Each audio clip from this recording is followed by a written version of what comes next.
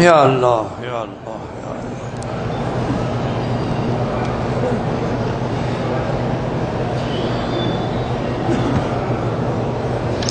کہتے جی کہ میں حج پہ آیا ہوں، میں اگر اب جدہ یا طائف جاؤں، آپ مسافر ہیں، نماز آپ کو قصر پڑھنی پڑے گی بالکل۔ ہمارے یہاں رواج ہے کہ جب کوئی نئے گھر میں جاتے ہیں تو پہلے قرآن شریف کو ختم رکھیے، بالکل بدعت ہے۔ قرآن پڑھنا ہے تو خود گھر والے بیٹھ کے قرآن پڑھو، لوگوں کو بلا کے دکھانے کی کیا ضرورت ہے؟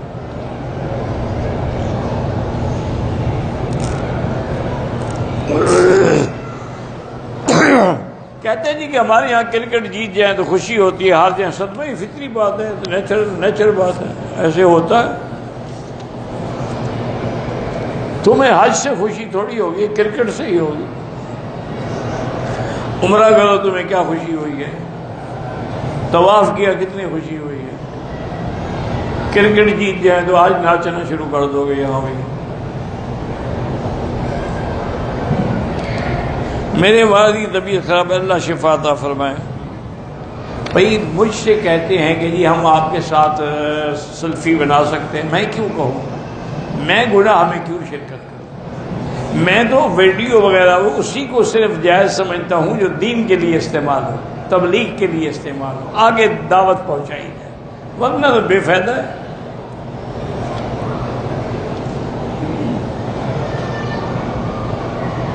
جو صحابہ کو گالی نکالے قتل کرنا چاہیے، ہمیں قتل کرنے کا کوئی حکم نہیں۔ یہ تو حکم اگر دے گا تو بادشاہ وقت دے گا یا امیر المومنین دے گا۔ وہ بھی یار کئی دفعہ آپ نے لکھا ہے کہ کوئی انجینئر ہے، مرزا ہے، وہ گالیاں دے رہا ہے، اللہ اس کو ہدایت دیتا ہے گالیاں، اس کے بعد گالیاں ہی ہیں تو اندر سے وہی دیکھو نا، جو برتن میں ہوگا وہی نکلے گا، دودھ ہوگا یا پانی ہوگا۔ اس بیچارے کے اندر ہیں ہی گالیاں بھری ہوئی، تو گالیاں نہیں دے گا تو کیا کرے گا؟ دعا کرو اللہ ہدایت دے۔ ایک آدمی نے ذی-قعدہ میں اپنی طرف سے عمرہ کیا، آپ کسی اور سے حج بدل کر سکتے ہیں؟ کر سکتا ہے۔ 26 دن حج ذی-قعدہ کو مدینہ جانا ہے، 5 دن حج کو مکہ واپسی، وہیں سے حج افراد کا احرام باندھ کیا جائے۔ رکن یمانی کو ہاتھ لگانا سنت ہے، چومنا منع ہے۔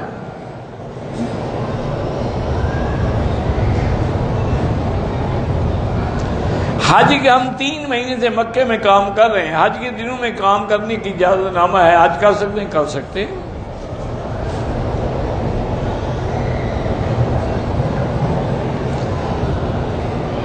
مولانا صاحب ڈلو والی والے وفات پا چکے، اللہ ان کی مغفرت فرمائے، اللہ ان کے درجات بلند فرمائے۔ کہتے ہیں جی کہ آپ نے کس قسم کی عورت سے نکاح کرنا ہے؟ جب آپ کو یہ معلومات لینے ہوں تو مجھے علیحدہ مل لینا، تقریر میں تو کوئی ضرورت نہیں۔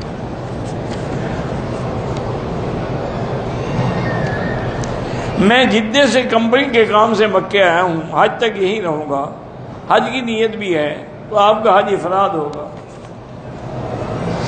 ایک موٹی بات یاد رکھو، جو مکے والے ہیں، جدے والے ہیں، یعنی میقات کے اندر ہیں، میقات ہے مدینہ، میقات ہے طائف، میقات ہے یلملم، میقات ہے جوفہ، اس کے جو اندر ہیں ان سب کا حج افراد ہے۔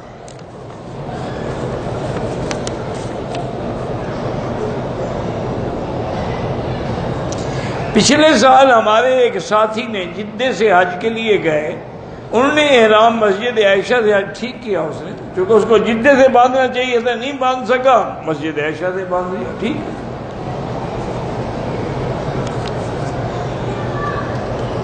بھائی تصریح قانونی مسئلہ ہے، شریعت کا اب علماء کہتے ہیں کہ بغیر اجازت کے نہ کریں۔ جنازے کے بعد جو دعا ہے وہ بدعت ہے، اگر سنت ہوتی حضور نہ کرتے۔ اصل دعا جو ہے وہ جنازے والی ہے، وہی دعا ہے، اس کے بعد جو سنت ہے وہ قبر پہ کھڑے ہو کے دعا کریں۔ حضور نے فرمایا کہ الآن یسأل، اب اس سے سوال جواب ہوگا، فاسألوا لہ التثبیت، دعا کرو اللہ اس کو ثابت قدم رکھے۔ جو حیات کا منکر ہے اللہ ہدایت دے۔ بہرحال زمزم میں دوسرا پانی نہ ملا ہے، ہر چیز کو کم سے کم زمزم کو تو 1 نمبر رہنے دو نا، ہر چیز کو 2 نمبر کیوں بڑھاتے ہو؟ مکے کے رہنے والے حج تمتع نہیں کر سکتے، نہ قران کر سکتے، چونکہ قران یا تمتع ان لوگوں کے لیے ذالک لمن لم یکن اہلہ حاضر المسجد الحرام، جو مکے کے رہنے والے نہ ہوں، باہر سے ہیں۔ عورتوں کو قبرستان میں جانا منع ہے۔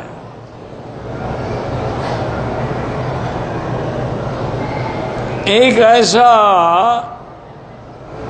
خانہ خاص میں پتہ نہیں، بہرحال عورتوں کو جانا منع ہے۔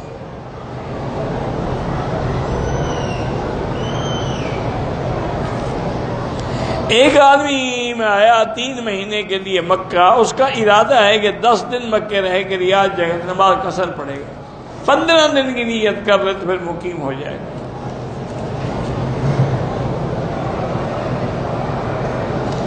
ہم مسجد نبوی میں جو درود پڑھتے ہیں وہ حضور نہیں سنتے، وہ پہنچایا جاتا ہے۔ جو سامنے کھڑے ہو کے صلاۃ و سلام پڑھتے ہیں وہ حضور پاک سنتے ہیں۔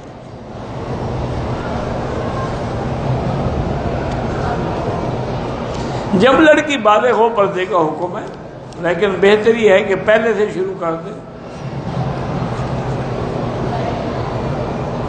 اگر کوئی شخص اپنی بیوی کو 3 طلاقیں ایک وقت دیتا ہے تو بہرحال حنفی مسلک میں بھی اور تمام ائمہ 4 کے نزدیک وہ 3 طلاقیں ہیں۔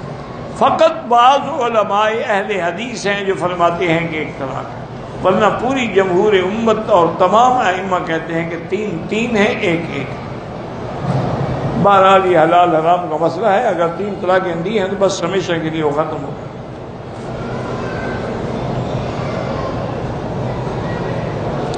عصر کی نماز کے بعد طواف کیا، اب 2 رکعت واجب جو ہے، مغرب کی نماز پڑھ کے سلام پھیر کے پہلے 2 رکعت واجب پڑھو، سنت بھی بعد میں پڑھو، کیونکہ واجب مقدم ہے۔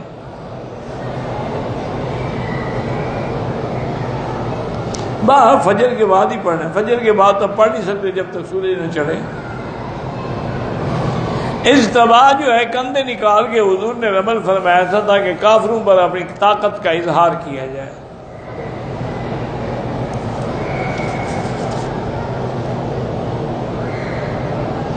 میں مدینے سے آیا عمرہ کیا عید کے بعد، اب میرے لیے کون سا حج بہتر، تمتع ہوگا اور کیا؟ جب آپ عمرہ کر چکے ہیں عید کے بعد شوال میں، اور کیا بھی مدینے پاک سے ہے، میقات سے، تو اب آپ کا حج جو ہے وہ حج تمتع ہوگا انشاءاللہ۔ ایک مسئلہ سمجھ لو، حج ہوتا ہے، افراد ہو، تمتع ہو، قران، جو بھی اللہ نصیب کرے اللہ کا شکر ادا کرو۔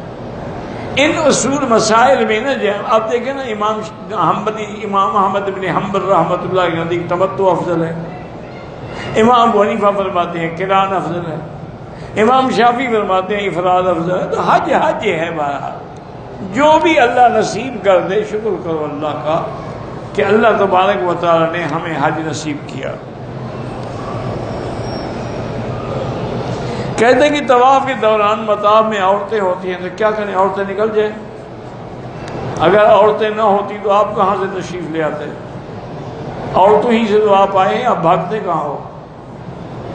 یہ آپ کے لیے بھی حق ہے مطاف میں، عورتوں کے لیے بھی حق ہے۔ طواف کعبہ سے مردوں کا ہے، عورتوں کا نہیں ہے۔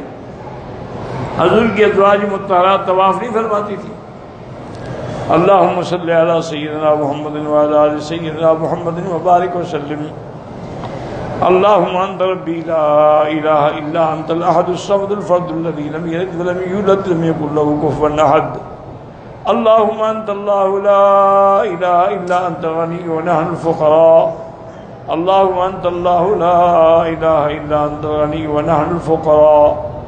اللہم انت اللہ لا الہ الا انت غنی ونحن الفقراء۔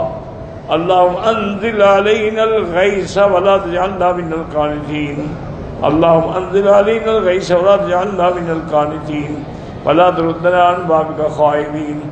اللہم اسق عبادک و بلادک و عبادک المعتمرین وانشر رحمتک یا ارحم الراحمین۔ اللهم سقيا رحمة لا سقيا عذاب ولا غرق ولا هدم. اللهم إنك عفو كريم عظيم تحب العفو فاعف عنا. اللهم لا تجعل مصيبتنا في ديننا ولا في الدنيا أكبر همنا ولا مبلغ علمنا. اللهم لا تسلط علينا بذنوبنا من لا يخافك فينا ولا يرحمنا. اللهم انصر الإسلام والمسلمين. اللهم احفظ سائر بلاد المسلمين وهذا البلد الأمين فاجعل آمنا مطمئنا سخاء رخاء إلى يوم الدين. یا اللہ بیماروں کو شفا عطا فرما. یا اللہ ہماری ظاہری باطنی روحانی جسمانی نفسانی بیماری دور فرما. یا اللہ بے حیاؤں کو حیا عطا فرما. بے اولادوں کو اولاد صالح عطا فرما. یا اللہ جن کے گھروں میں بچیاں ہیں ان کے رشتے آسان فرما. یا اللہ قرض داروں کے قرض عطا فرما. یا اللہ پوری دنیا میں جہاں مساجد ہیں مدارس ہیں دین کے ادارے ہیں مراکز ہیں ان کی حفاظت فرما. یا اللہ پوری دنیا میں علماء حقہ کی حفاظت فرما. یا اللہ پاکستان کی حفاظت فرما. یا اللہ یہود ہنود اور قادیانیوں کے فتنے سے محفوظ فرما. یا الہ العالمین مسلمان فلسطین میں ہیں حلب میں ہیں شام میں ہیں کشمیر میں ہیں عرب میں ہیں عجم میں ہیں افغان میں ہیں ان کی جان مال آبرو عزت کی حفاظت فرما.